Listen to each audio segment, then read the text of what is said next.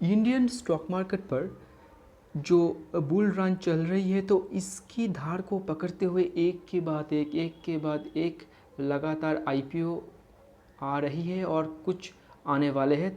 और आज ज़ोमैटो की जो धमाकेदार लिस्टिंग हुई है, तो इससे बहुत सारे रिटेल इन्वेस्टर्स और ऐसे बहुत आम आदमी जिसका अभी तक डीमैट अकाउंट नहीं खुला है, तो वो भी शायद किसी के मुंह से सुन के ये एक इच्छा अपने मन में जगाए कि मुझे भी आईपीओ में इन्वेस्ट करना है और कुछ मनी इंस्टेंट प्रॉफिट बुक करनी है। तो इसलिए आईपीओ में इन्वेस्ट करने के लिए बहुत सारे लोग उतावले रहते हैं और आईपीओ के अलॉटमेंट को लेकर सब में एक उत्साह बनी हुई रहती है।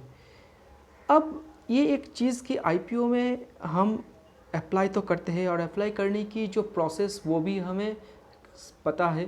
तो जिन लोगों को नहीं पता उसके लिए मैं बहुत संक्षेप में एक बात कहना चाहती हूँ कि आप अपना डीमैट अकाउंट ओपन करके नेट बैंकिंग के थ्रू अपने बैंकिंग अकाउंट से आईपीओ की लॉट्स के लिए अप्लाई कर सकते हैं। तो आईपीओ की अप्लाई करने के लिए एक आपके पास डीमैट अकाउंट होना बहुत ही ज़रूरी है। दूसरा, आपके पास एक नेट बैंकिंग सर्विस होना ज़रूरी है। तीसरा, एक आईपीओ की अप्लाई करने के लिए आपके पास कैश भी होना बहुत ज़रूरी है। तो आईपीओ में अप्लाई करने के लिए हमारे पास एक नेट बैंकिंग एनेबल्ड एक सेविंग्स अकाउंट होना चाहिए, एक बैंक अकाउंट जहां से आईपीओ की लॉट के लिए जब हम अप्लाई करें हमारे डीमैट अकाउंट से, तो उस अमाउंट हमारे जो बैंक अकाउंट है वहाँ से डिडक्ट हो जाएगी और हमें आईपीओ के लिए एक सक्सेसफुल एप्लीकेंट मान लिया जाएगा। अब हमें अलॉटमेंट मिलेगी या नहीं, ये तो अपनी अपनी किस्मत की बात है। अलॉटमेंट अगर हमें मिल जाती है तो बहुत अच्छी बात, अगर अलॉटमेंट नहीं मिलती तो हम जो पैसा आईपीओ की लॉट खरीदने के लिए इन्वेस्ट किए थे वो हमें हमारी सेविंग्स अकाउंट में फिर से रिफ़ंड हो जाएगी। इसके लिए एक कंपनी की तरफ से एक डेट को निश्चित किया जाता है और उसी निश्चित डेट में हमें ये लॉट और हमारी मनी दोनों में से एक मिल जाती है। पर ऐसा भी कभी कभी देखा जाता है कि हमें आईपीओ की अलॉटमेंट भी नहीं हुई और जो पैसा हमने लॉट खरीदने के लिए हमारी सेविंग्स अकाउंट से लगाए थे, इन्वेस्ट किए थे, वो भी रिफ़ंड नहीं हुए। तो इस टाइम पर हम क्या करें? कुछ दिनों पहले, कुछ महीने पहले की बात है, मेरी एक फ्रेंड जो आईपीओ की एक लॉट के लिए अप्लाई किया था अपनी गूगल पे से और उसे ये अलॉट नहीं हुआ। पर एक बहुत दुख भरी बात कि उसे अपनी जो मनी है वो भी रिफ़ंड नहीं हुए। तो वो पहले गूगल पे से कांटेक्ट किए तो गूगल पे ने कहा कि आप अपने ब्रोकर से बात कीजिए।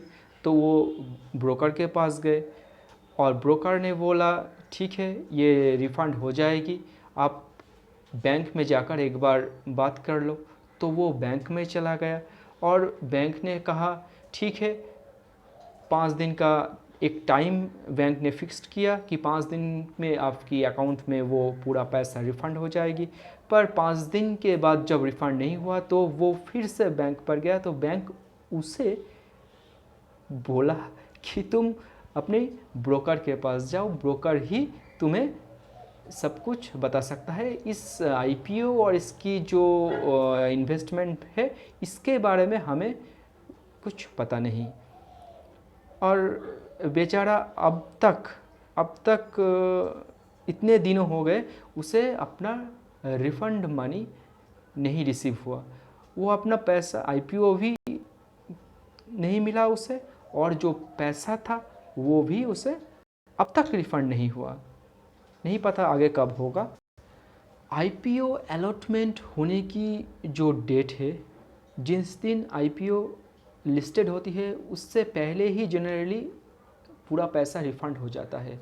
अगर कुछ कारण के दौरान वो पैसा रिफ़ंड नहीं होते तो अगले 2-3 दिनों में वो रिफ़ंड हो जाता है जनरली। अगर ऐसा भी नहीं हुआ तो हमें क्या करना चाहिए, ये एक सोचने की बात है। और ये जो प्रॉब्लम है इसकी सॉल्यूशन मैं इस वीडियो में आप लोगों को बताना चाहती हूँ कि जिसके दौरान बहुत सारे जो आम आदमी, बहुत सारे जो रिटेल इन्वेस्टर्स जिसका पैसा वेरियस सेक्टर्स में इस आईपीओ की इन्वेस्टमेंट के दौरान अटके हुए हैं, वो कुछ मदद ले सके।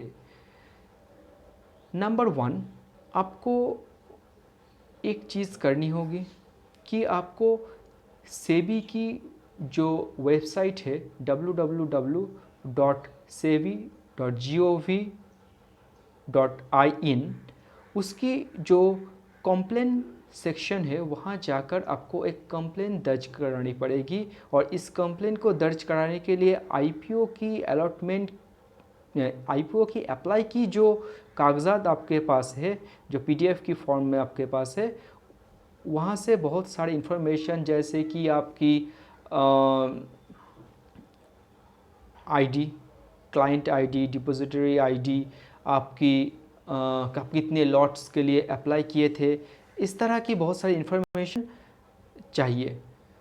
तो वो सब कुछ फिल करके आपको एक ऑनलाइन एप्लीकेशन सेबी की जो ऑफिशियल वेबसाइट है वहाँ जाकर दर्ज करानी होगी।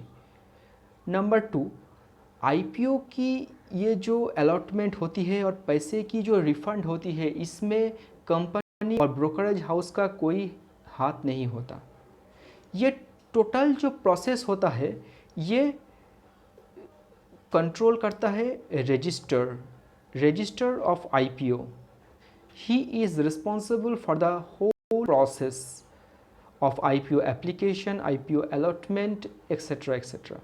सो आपको क्या करना पड़ेगा, जो आईपीओ की जो रजिस्टर है उस रजिस्टर के पास आपको एक लिखित एप्लीकेशन देना पड़ेगा। आप खुद जाकर भी दे सकते हैं और ऑनलाइन के थ्रू भी आप दे सकते हैं। तो ऑनलाइन के थ्रू आप अगर रजिस्टर के पास एप्लीकेशन दे कि आपकी पैसा रिफ़ंड नहीं हुआ, तो आपको कंपनी का नेम, एप्लीकेशन नंबर, एप्लीकेशन के लिए आपको कंपनी की नेम, जिस कंपनी की आईपीओ के लिए आपने अप्लाई किया उसका name, application number, applicant name, number of share और number of lots in which you applied, transaction ID, DP ID and depository client ID, ये सारी डिटेल्स को लेकर आपको एप्लीकेशन देना पड़ेगा। ऑफलाइन और ऑनलाइन भी ये सारे एप्लीकेशन आपको एक ऑनलाइन फॉर्म पर फिलअप करके आपको सबमिट करना पड़ेगा। तो ये सबमिशन हो जाने की बाद और सेबी की जो ऑफिशियल वेबसाइट है वहाँ पर आपको कंप्लेन दर्ज कराने की बाद वहाँ से कुछ लीगल स्टेप्स लिए जाएंगे और ये बहुत ज़्यादा चांस है कि आपको आपका पैसा मिल जाए। तो आईपीओ में तो सब अप्लाई करना चाहते हैं और लिस्टिंग गेन अर्न करना चाहती है, पर अगर लॉट्स ना मिले, अगर पैसे भी ना आए वापस, तो ये एक बहुत बड़ा प्रॉब्लम क्रिएट हो जाता है। तो इस प्रॉब्लम की जो सॉल्यूशन मैंने बताई, आपको अगर थोड़ी बहुत इन्फॉर्मेटिव लगे, थोड़ी बहुत अच्छी लगे मेरी ये बात, तो please subscribe my channel and hit the bell icon. नीचे जो लाल रंग की सब्सक्राइब की बटन है वहाँ पर क्लिक करके मेरा ये चैनल सब्सक्राइब कीजिए और एक लाइक्स और या फिर एक कमेंट्स करके मुझे मोटिवेट कीजिए। थैंक यू, नमस्ते। तो लाखों रुपए खर्च करके, हज़ारों रुपए इधर उधर करके कोई कोर्स ज्वाइन करने से मुझे लगता है कि बेहतर चीज़ है बुक्स पढ़ना।